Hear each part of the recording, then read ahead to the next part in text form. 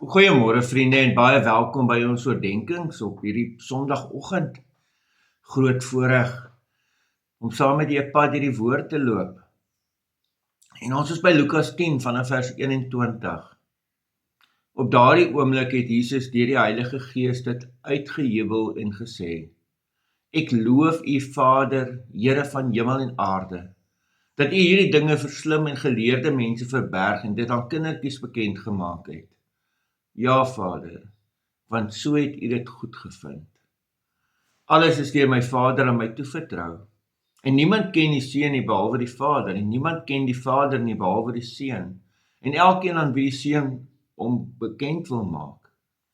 Toe hulle op hulle eie was, het Jesus na sy disippels gedraai en vir hulle gesê: Gelukkig is die oë wat sien wat julle sien.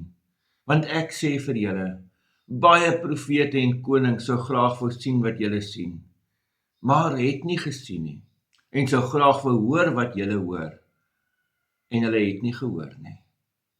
Geliefdes, ons lees tot sover pragtige gedeelte hier wat praat van Jesus wat iets uitjubel in vreugde. Ons het gister gehoor van die mense se vreugde omdat hulle die boodskap, die evangelie boodskap van genade kan uitdra. Nou hoor ons Jesus se vreugde daaroor. Het is baie interessant dat hierdie vers 21 is een van die plekke in die Bybel waar ons die Vader, Seun en Heilige Gees in een vers hoor. Want dit sê, dis deur die Heilige Gees wat Jesus dit uitgejubel het. Ek loof U Vader. Nee, vir ons 'n pragtige vers. En waaroor is Jesus so opgewonde? Dat God hierdie groot boodskap van genade kom openbaar het, bekend gemaak het. Nie vir slim en geleerde mense nie, maar hier staan vir kindertjies en die woord verwys na baie klein kindertjies. En dit gaan oor hulle afhanklikheid. Hulle maak nie of hulle alles weet nie, hulle maak nie of hulle klaar die antwoord het nie. As ek en jy met daai afhanklikheid leef, dan ontvang ons die koninkryk. En dan kan ons God leer ken. En weer eens, is daar nie 'n ander manier om hom te ken as deur sy Seun, deur die Here Jesus Christus nie. Dit is duidelik in hierdie teks ook.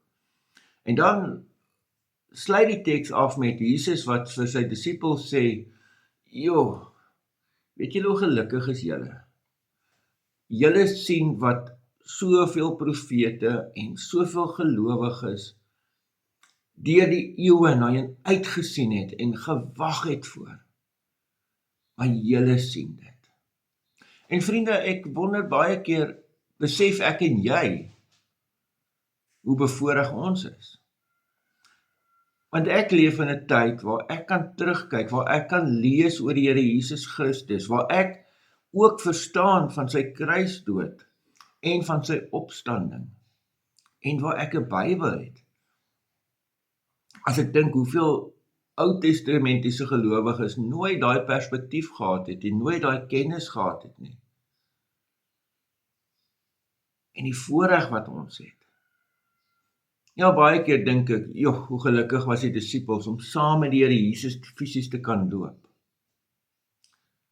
Maar dalk moet ek en jy meer kyk na die voorreg wat ons het, dat ons hom mag ken, dat ons na die tyd van die Heilige Gees leef, waar die Heilige Gees uitgestort is oor almal. Ons is regtig die gelukkiges. Mag ek en jy dit vandag ook in 'n erediens gaan vier. Amen.